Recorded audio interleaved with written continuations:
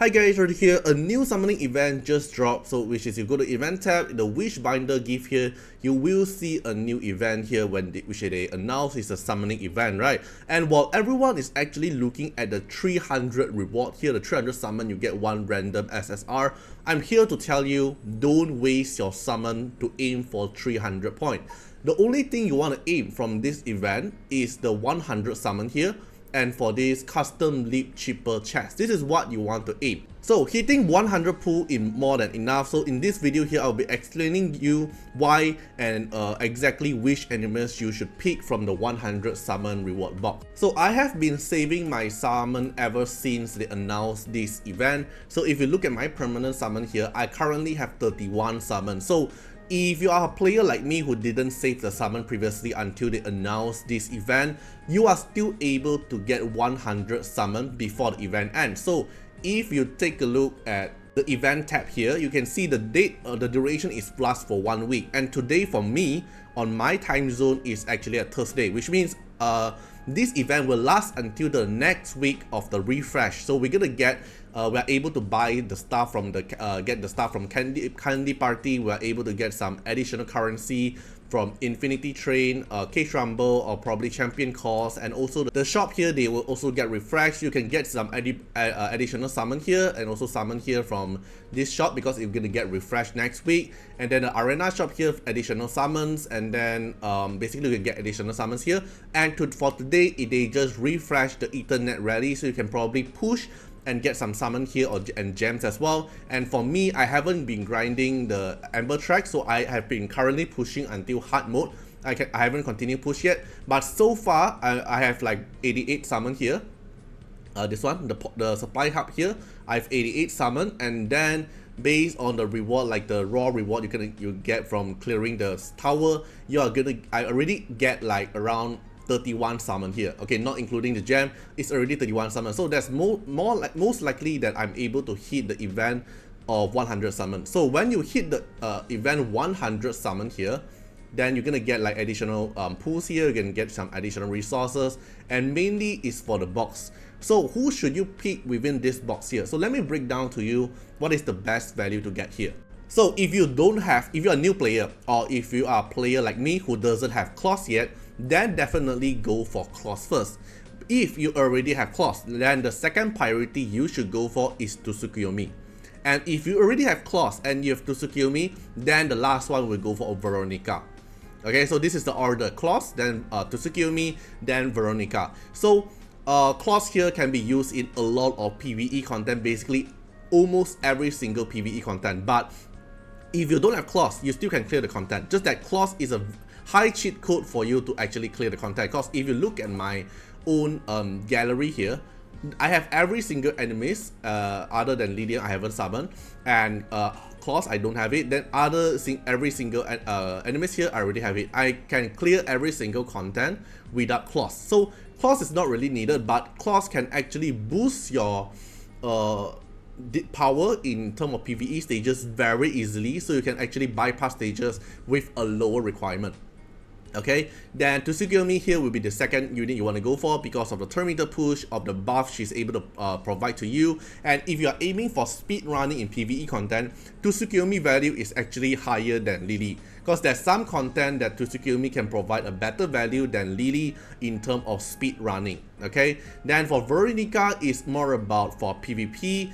Because in PvE there's some usage which is for the buff stealing the buff immunity from the boss, but for most cases Veronica is mainly used for PvP, because player who use Veronica is actually building her pretty slow, or build her with Strife set, because the Strife set here, if they actually build with Veronica, when she get hit after being attacked, then advance the turn meter by 10%, and combined with her passive here, when Veronica is attacked, she increase her turn meter by 25%, which is a 35% turn meter push.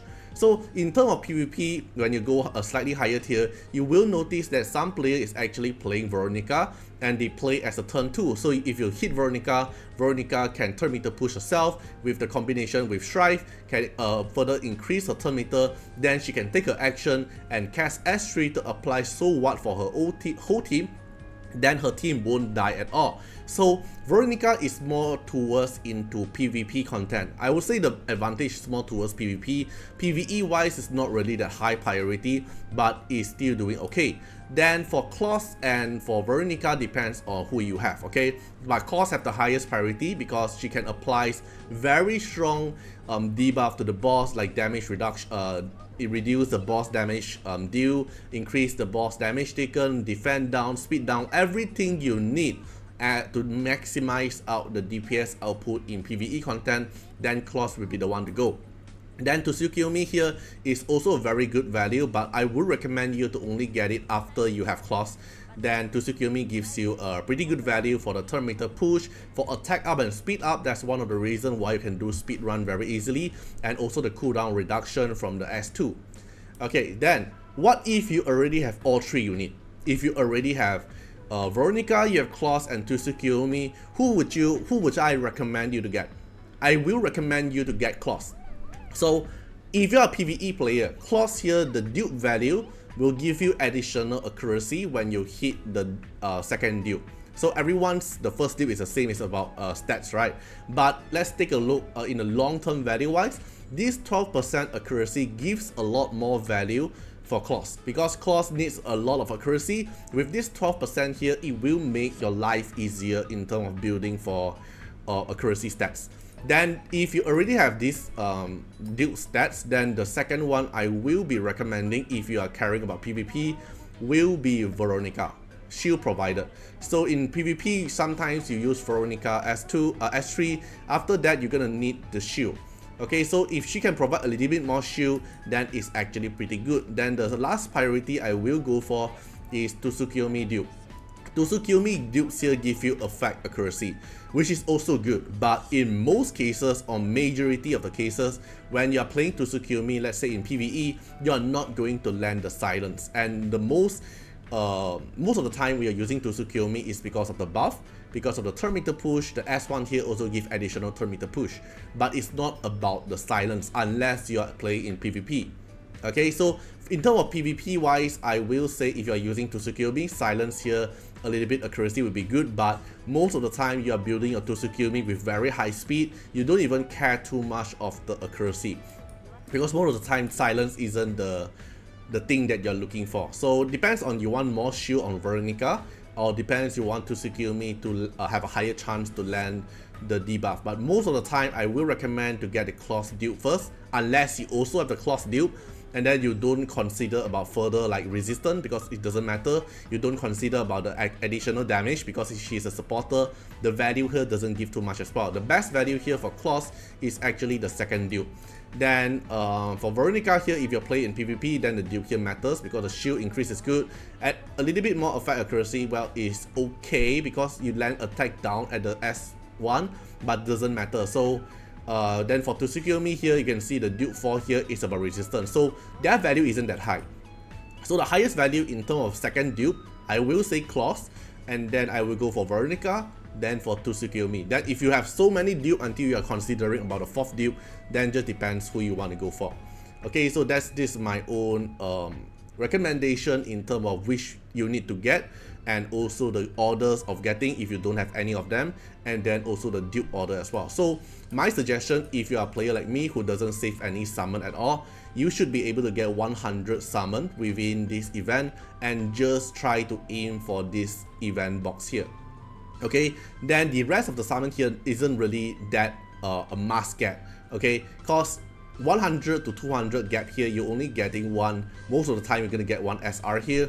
This 1000 here isn't worth for you to summon until 160, because you have to know that after this Wishbinder event, there will be a RGB unit, because after this event, after this banner, when this banner ends, it will be a new RGB unit. So I don't recommend you to spend all your summons in this banner if you can't reach 200 summon, because 200 summon here give you Lattice, which is good. But if you can't reach this threshold, just stop at 100 and just keep for now. Keep for now until you see the next RGB unit that you're gonna summon for it.